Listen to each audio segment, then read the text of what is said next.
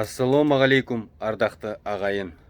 Бүгін қазақ халқы тағы да қазаға оралып, өзінің белгілі де тұлғасы діни ұстазынан айырылды. 2000-2005 жылдары Қазақстан Республикасының діни басқармасының басшысы болған, Орта Азия муфтилар кеңесінің төрағасы болған Әбдісаттар Дербісәлі қайтыс болды. Әбдісаттар ағамыздың елге істеген еңбегі ерең еді. Ең бірінші қазақтан шыққан арабист профессор, арабист ғалым.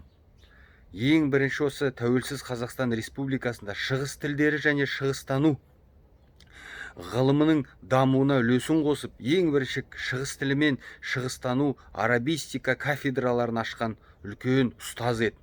Сонымен қарамастан ұстаздықты ғана тастамай, өзімен бірге діни ілімнің де дамуына үлкен үлес қосқан еді. Ағамыздың жатқан жері жайлы болсын, топырағы торқа болсын. Сол кісінің аңсаған тәуелсіздігі мен діни татуластық осы елімізде ары қарай сақталына беруге еңбек етейік. Осы Дербісәлі ағамыздың артынан ерген ұстаздары сол кісінің ұстанған үлкен моралды приоритеттері мен үлкен моралды мақсаттарын ары қарай жалғастырсын. Қазақ елі болған кезде, Қазақстан Республикасы тұрған кезде Дербісәлі ағамыздың есімі тарихта мәңгі қалады деген ойдамын. Қаза қайырлы болсын, ағайын.